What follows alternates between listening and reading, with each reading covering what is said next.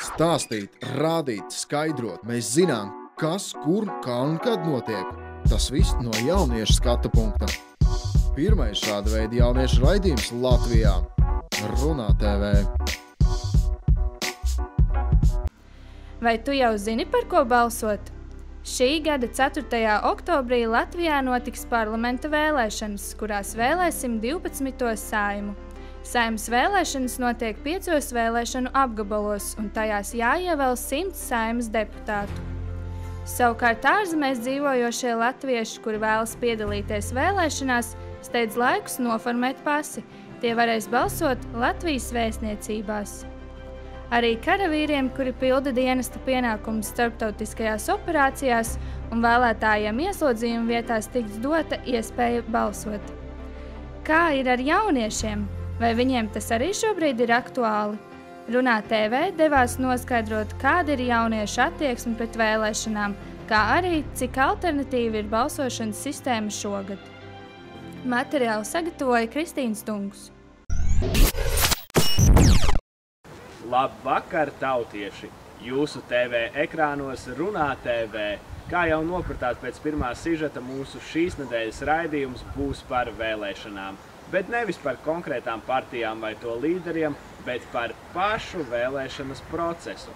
Kā būtu Latvijā, ja būtu cits vēlēšanu modelis, skatieties nākamajā sižetā. Rīgas Stradiņu universitātes politikas zinātnes katedras lektora Simona Gurbo stāsta, ka ideāla vēlēšanu sistēma nepastāv. Sistēma, kas labi kalpo vienā valstī, var radīt problēmas otrā. Būtiski, ka vēlēšanu sistēmas maiņa nav maģiska metode, kas atrisinās visas problēmas valstī. Mēs gribam visu laiku ar formu uzlabot saturu, bet tā nekad nav. Es nestādos priekšā, kur mēs varētu ieliekot, sliktu ievārījumu, skaistākā burciņā mainīsies ievārījuma saturs. Tā tas nenotiek. Latvijā par deputātiem balso no partijas saraksta, un balsis tiek dalītas proporcionāli.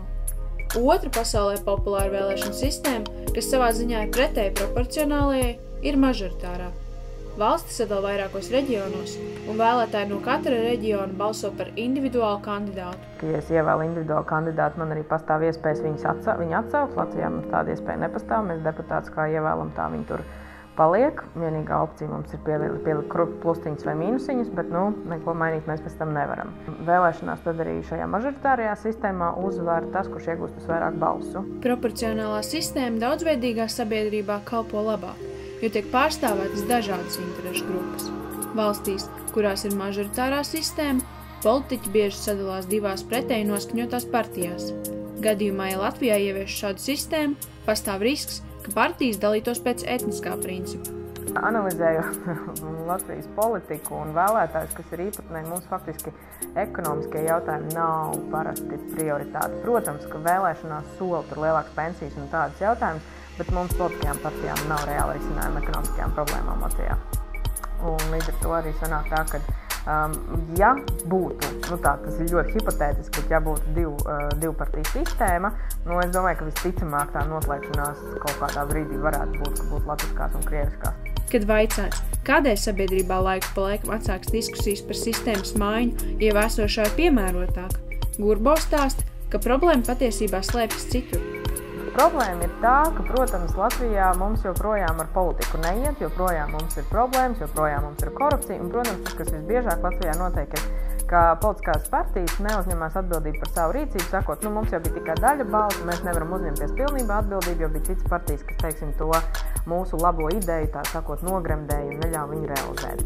Bet tas nenozīmē, ka problēma ir sistēmā, drīzāk problēma ir tajos cilvēkos, kas šo sistēmu realizē. Arī attiecībā uz tautas vēlētu prezidentu problēma slēpjas nevis tajā, ka tautai būtu nepieciešama lielāka vara, bet gan tajā, ka pašreizējie prezidenta izvēles kritēriji ir nesaprotami. Nevaram runāt par to, ka mums būtu skaidri kandidāti un, teiksim, šiem kandidātiem ir iespējas izteikties, nemaz nerunājot par to, ka viņi, teiksim, publiski varbūt par televīzijā prezentētu tiešām savu uzstādījumu par to valsts attīstību un nākotni, kā viņi to redz un kā viņi redz savu ieguldījumu tajā visā.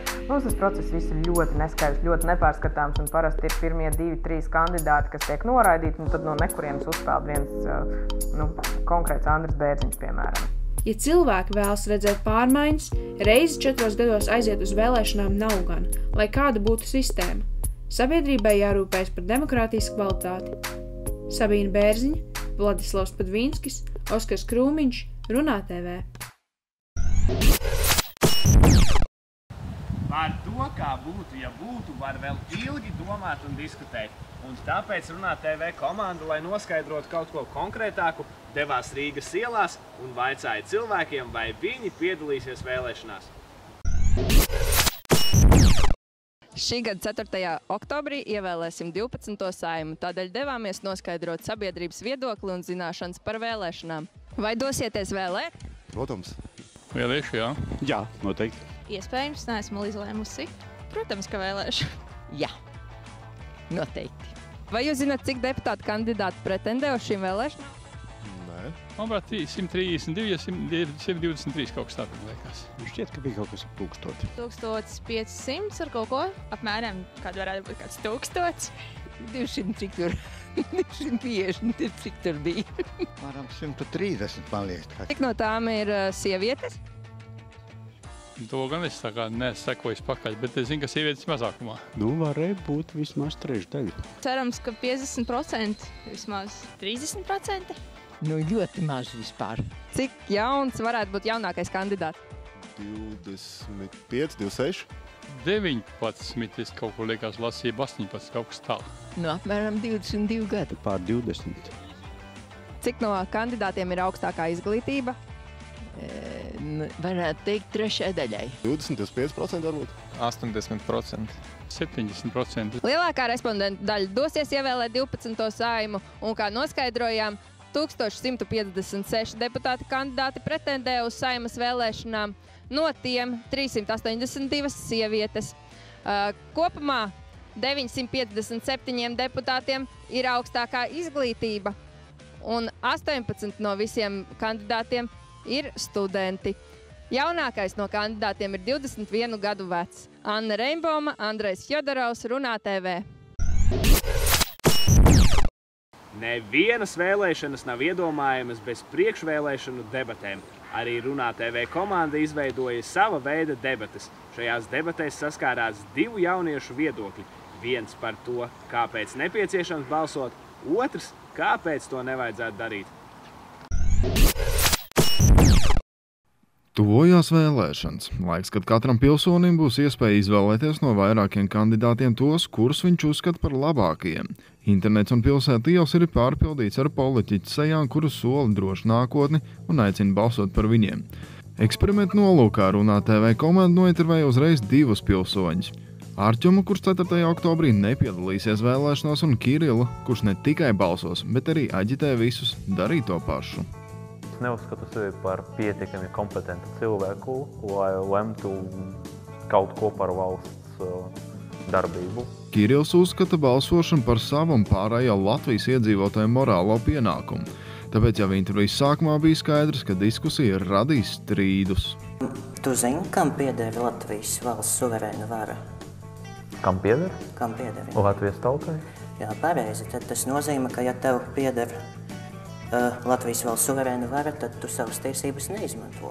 Arķoms uzskata, ka gadījumā, ja pilsonim nepietiek zināšana par politiku, valsts iekārtu, vēsturu un ekonomiku, viņam nekādā gadījumā nedrīkst balsot. Viņš tāds cilvēks sauc par nekompetentiem. Kirilam bija iebildumi. Tas galvenais ir nevis, protams, tas zināšanas, bet arī tā stingra pārliecība. Ja cilvēks var, viņš var, piemēram, neizlasīt tas programmas. Viņš ieraudzīs bildi, viņš varbūt ieraudzīs arī kādu spēcīgu lozungu un atradīs kaut ko sev tuvu, bet tai pārliecībai ir jābūt. Pēc visa tā, ko teica Arķums, radās jautājums saistīts ar to, kāpēc nav iespējams paplašināt savu zināšanas un balsot. Kādreiz es biju ļoti interesēts politikā, un tad pēc kāda laika es sapratu, ka tā mani interese, viņi ir ļoti pavirša, bet es ļoti daudz laika tērēju tam. Skatoties ziņas, skatoties debates, lasot par to internetu un avīzes. Un tad sapratu, ka, ja es gribu diezgan pilnīgi par to, ja no 100%, bet vismaz uz 90%, tam vajag tērēt ļoti daudz laika. Jautājām arī par ideālu politiķu tēlu. politiķim, kurš grib kaut kādu rezultātu un kaut ko izmainīt uz labāku pusi, viņam tomēr jāprot manipulēt, viņam jāparazina cilvēku psiholoģija, lai zinātu, ko darīt, lai sasniegtu savēju. Bet no otras puses viņam tomēr jābūt godīgam, tā nozīmē, ka viņš nepievilks cilvēkus, kuri par viņu balsoja. Runājot par ideālās valsts pārvaldes sistēmu, viss nebeidz bez iebildumiem no oponentu puses. Tas ir ļoti labs teorētikas, bet tev nav nejausmas, kā strādāt ar sistēmu reālajā dzīvē. Pēc visa teiktā mums radās jautājums par patriotisma sajūtu un vai tā vispār piemīt intervējamajiem. Arķums nevarēja viennozīmīgi nosaukt sev par patriotu vai ne patriotu. Cilvēki man ir svarīgāki nekā valsts. Un ja teorētiski, ja visi mani draugi un visi mani ģimeni tagad aizbrauktu kaut kur uz Ugandi, es visticamāk arī brauktu uz turieni, jo es nevaru dzīvot. Varētu, bet man būtu daudz sarežģītāk un skumjāk šeit dzīvot bez viņiem. Es uzskatu, ka tepat nav pamata diskusijai, ko tu diskutēt par šo jautājumu. Es uzskatu sevi par patriotu viennozīmīgi, jā, es esmu te dzimis. Es esmu te nodzīvojis visu savu dzīvi un nekur citur es negribu. Mūsu valstī tas ir ļoti svarīgi, jo mēs esam maza valsts, mēs esam pat nepilni 2 miljoni, tāpēc, ja katrs, būs to patriotu vairāk, tad arī Latvija būs labāka. Runā TV komandai bija sarežģīti atrast cilvēku, kurš atklāti runātu par savu nevēlēšanos balsot un varētu to paskaidrot plašāk nekā ar gribu vai negribu kategorijām. Tomēr neliela diskusija notika. Kaut kādā veidā, ziniet,